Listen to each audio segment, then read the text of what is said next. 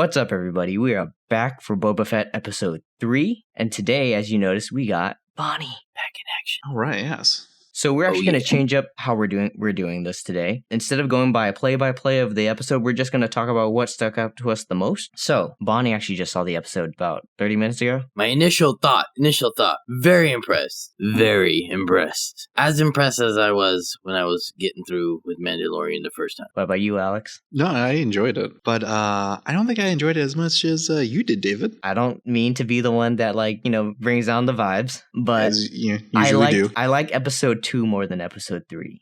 So, because you haven't seen it yet, right? You just hopped on to watch episode 3 right now. I did. So I was just going off initial feel. So if I liked episode 3 that much, I'm going to like episode 2 more. Yeah, episode 3 for me, it felt like it took a step back from what episode 2 had done. Episode 1, I felt like, it's not that great. The actions wasn't that great. It was slow paced. And then we get into episode 2, I was like, oh, this is better. This is like a huge step up. And then go into episode 3, I was like, feels like episode 1 again. And we'll go into detail about why that is. Like, there's a certain character that pops up, and I was like, oh, now I know why. Oh, episode 2 or 3? 3. Like, it's all come together. Yeah. So we can go into spoilers based on what stuck out to us. Alex wants to talk about an Easter egg. Yeah, I do. Okay.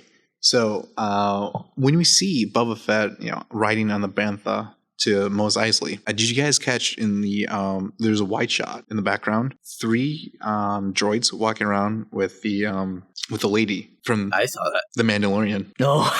Yeah. Oh yeah. And now that you brought that up, I was wondering, because a lot of the time when he's walking into the city when he's in his black coat, right? I was like, dude, that's probably around the same time Mandalorian thing was happening too. Because I remember in those shows, they did converge at one point when he's in his black coat, No, this takes after Mandalorian though. Oh, that was that scene that Alex is suggesting. Was a flashback. That's true. Yeah, that was a flashback. I forgot. Yeah. But yeah, that's cool, Alex. Thanks for bringing that up. No, I was wondering, honestly. I was like, they drew too much to that scene, so I was like, there's got to be some kind of significance. So I'm glad you caught it. Yeah, that saves me some research. For Bonnie, if you didn't know, so basically, Boba Fett it was captured by Tusken Raiders, and they essentially accept him in as one of their own. And so he accepts their culture. He goes to Mos Eisley to negotiate for the Tusken Raiders. I saw, yeah. Did you notice those aliens? They look like fish, right? The Tuskens or the other ones? No, the other ones that he went to go negotiate. The Aquarian looking ones, yeah. Yeah. They're called the Pikes. That's an actual name too in our culture, in our world too, known as I believe they were a band of gypsies back in England. You don't know about pikefish? I know about pikefish. I do. That's why you're making that reference. Yeah. Like when I saw it, I was like, because they're like, oh, the pikes, and I'm just like the fish. And I had to look it up because in the show they spelled it as Pyke, and my was like, is that how it's spelled in real life too? And I typed it, I was like, oh, Pike. Yeah, when I heard that, I was thinking of the weapon because I play a lot of Ark Survival Evolved, so I'm thinking, oh, okay, so just like the weapon, but no, it's the fish. I have a question. Does that weapon have some kind of water-like entity to it? Is it? Yeah.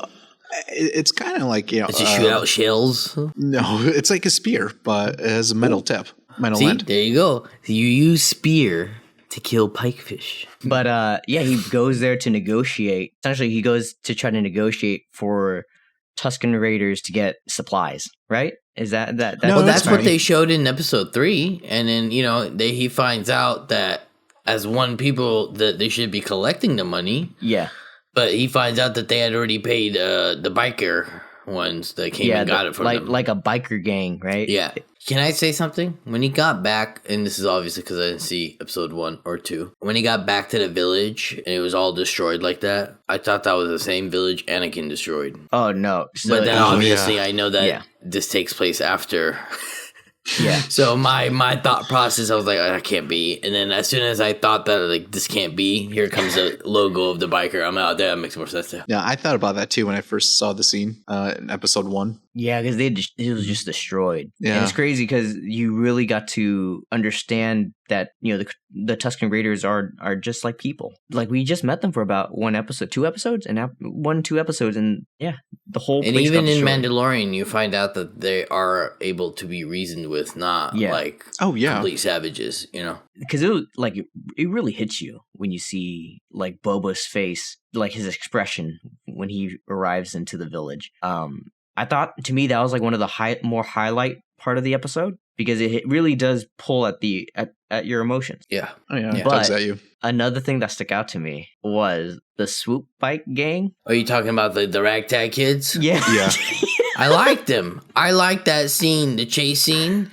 To some may be cringy, but for me it was very I liked it. It was cool to see, like, oh wow, a car chase in Star Wars fashion. And I liked how he resolved it with the biker gang, There was a problem going on, no work, you work for me now. So that was like almost like a mob boss style. No, to me it was so weird. It was like, so what was it, a farmer that came up to them and like it came up to Boba Fett. It's like, oh, there's people stealing my water or something, right? He's a water broker.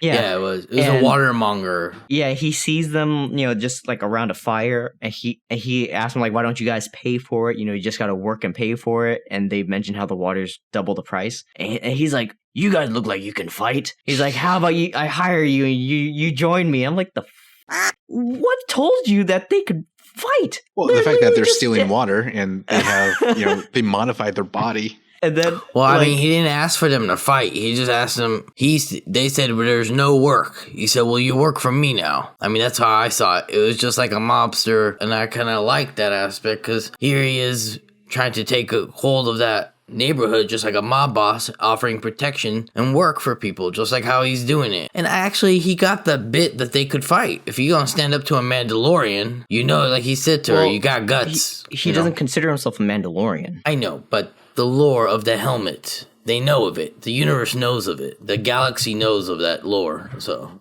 what, Alex? What did you say? You said they were like greasers from the 50s? Yeah, they remind me of that's greasers a good point. from the 50s. They just missed the hair and the comb. Mm-hmm. Yeah, no, literally when Boba Fett meets them, I was expecting one of them to just like pull out a switchblade. Yeah, right? They were just missing a Fonzie character. Hey, take it easy, Boba. And then, like you had mentioned earlier, the chase scene. Yeah. When that chase scene happened, I was like, are they riding on Vespas? Yeah. I was like, it's kind of nice that they're colorful too. Yeah, I mean, that makes sense in the Star Wars universe. It's a very colorful universe, right, Alex? Mm-hmm. I mean, when they're on when they're on the Vespas, I was like, so they're in Mos Espa on Vespas, like, because I noticed that they're all they were all color coded. I was like, oh, starting to feel a lot like Power Rangers to me now. Well, it's all about selling Hasbro toys, isn't it? The best way you can. I know, I'm just making a joke. Oh, no, I thought you were serious. Mantel toys, I don't know. KB toys. I'm just saying. My point being is just for them to sell merchandise for kids, right? But no, to add to your point, David, yes, it feels like Power Rangers at one point, all because of merchandise. It does. Yeah, no, like that whole moment just stuck out to me, because you could tell like they ramped up the speed during the chase. Yeah, and like just seeing, because they're like, I just remember the Vespas would be going over objects like easy. It just like, it didn't look like you had to jump over it or anything. It was just because it's hovering. It would make sense, yeah, for a hoverboard style vehicle to do that, I would say. I like how he went on the building on the side where he got rammed off, and I mean how she smashed the dude's engine. And then there was that one moment where Boba's in his tank, his healing tank, and he basically gets ambushed by Bonnie. So that black Wookiee is actually from the comics. I do know of him. Yeah, Black Chrysanthemum. I mean, he's a Wookiee on top of being a bounty hunter. I mean, that's a very dangerous combo, if you ask me. I'll be honest, I was not impressed with that whole fight scene that happened when he gets pulled out, because it's so slow and weirdly cut and paced, where I'm just like, oh, this feels like episode 1 all over again. Yeah, I actually had to go back and kind of rewatch some of the scenes because I was like, okay, this is kind of taking me out of it. The cuts are like really quick, and you can't really tell what's going on. Yeah, and Can I ask a question real quick? I'm sorry, and you guys might know the answer to this. I guess you would. It's just more of an opinion question. As far as Mandalorian action scenes compared to season 1 and 2, how did you guys feel? Because I remember their episodes being just like this. You caught a good episode that was really action packed, and then you got a story based episode where it was going to, like David keeps restating, is that you keep going back to episode 1. You know, you're going from episode 2 back to an episode 3. What do you guys think? Do you think that this is the style of storytelling for these side stories of Star Wars? Well, with this one, so with like with Mandalorian and Boba Fett, they have different directors. There it goes. That's the thing.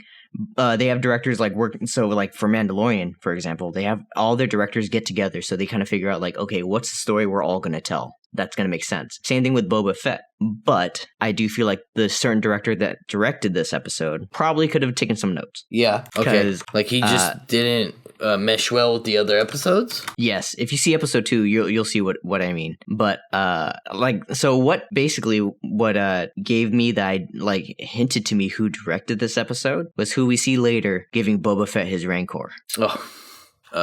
What's it called? Danny Trejo. Yeah. Did he really direct this? No. Who normally directs Danny Trejo? What movies is he in? Oh, Rodriguez. Yes. Yeah. So it felt like a Rodriguez. That's why I kind of liked it. Honestly, it felt like Tarantino kind of. He had directed episode 1, and then he directed episode 3. But I feel like his style, for me, just doesn't really fit within Star Wars or what's at least been laid in the groundworks. I get you. And they're trying to bring like a Western feel, but it just, like you said, David, it doesn't work. Like, it's too cheesy when Star Wars is already cheesy enough. Like, you're adding extra cheese to my bacon. I don't want it. You know what I mean? So, but yeah, so it's just his style. I think you'll see when you go into episode 1. It doesn't really work for me with Star Wars because Western works. Like you see The Mandalorian. It's also a Western. Yeah, but it was not done cheesy. Yeah, you know? that's what it is for me. It when we first meet the Swoop Fight gang, it just felt a little forced about how like they're like, oh, you don't understand. And I'm like, okay. It just feels a bit staged here. Like they were almost put in just so that he can have a team because he knows that he's going to go to war now. Oh, yeah. Like it was a plot filler. That's what you feel like. Yeah. Yeah, exactly. That's what it felt like to me. Okay. So I can see where you're coming with that. I agree with that. Or like keep an eye out. I'm sorry. And he's like, oh no, I paid a lot for this eye. It's like I honestly like that line. It was pretty cool. I'm like there's nothing wrong not with that it. It was cool, but I meant like it was like funny that they brought attention to it, you know, like where he basically has the guy with binoculars watching for him.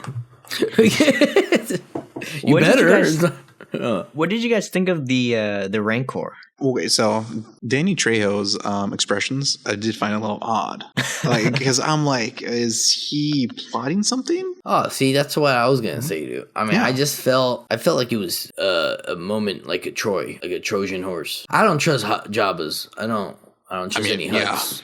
I don't care if you're looking like that slug and you're having people carrying you around when you probably could just roam around the way you can.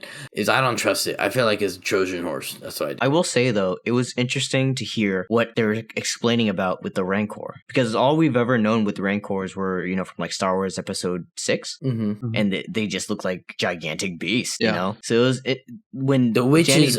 Sorry, good. Oh, I was just saying, what were you going to say? I was going to say when they mentioned the witches of, I think it was of witches of Dathomir. I mean, that like they've got to expand more on that. You can't just tell me that these beasts were ridden by witches in the Star Wars. There was witches in Star Wars? Right. Have you played the most recent Star Wars game, Fallen Order? When did that come out? So if you watch Fallen Order, or if you play Fallen Order, they kind of touch on the witches of Dathomir a little bit in there.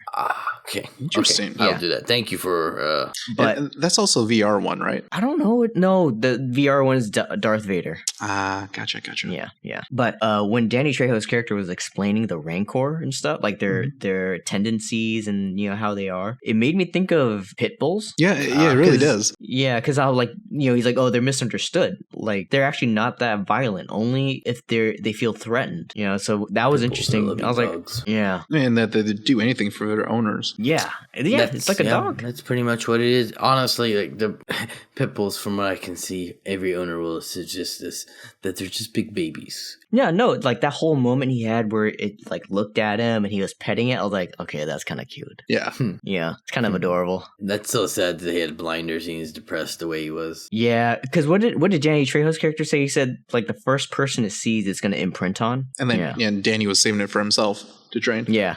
And he's like, no, I want it. Exactly, right? And then I'm like, oh, how's this going to go with Trejo's character? Or that he didn't want to give it to him, maybe? Right? Maybe. I mean, if he was saving it. Yeah, because Boba was like, I'm going to ride it. Right, yeah.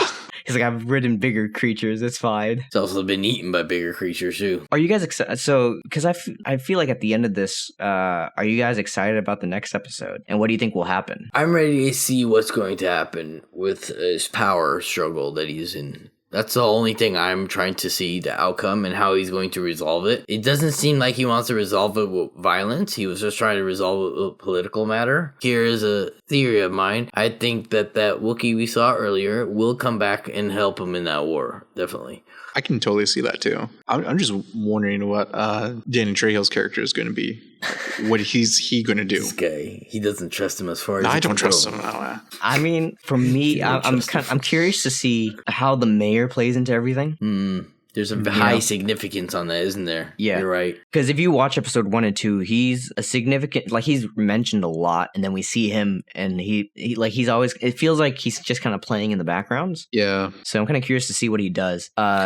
Even though I was kind of let down a bit with this episode, I'm still excited to watch the next one. Did you know who's going to be directed by? I don't know who's going to be directed by, but I will say, like, because Bonnie, you need to see episode 1.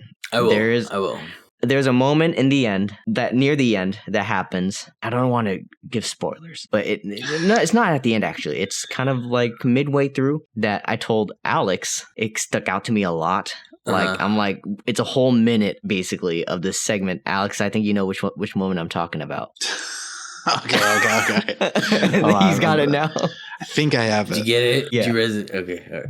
I'm excited now. I want to go watch it, buddy. I mean, honestly, the whole overall arcing story of this, right, is for him to take back Tatooine. So I'm just trying to see how he's doing it, right? Just in the first episode, obviously setting things up. So I'm excited to see that first episode, David. Quick side note, if you like this video, please like and subscribe. And please comment down below if you have any ideas and thoughts you'd like to share about episode 3 also. And if you have any ideas about future episodes, please go ahead and leave them down below. Make sure you don't put any spoilers. And don't forget about our Instagram at 3BudsInAMovie. You guys, I know this is not a Mandalorian helmet, but this is my Mandalorian helmet.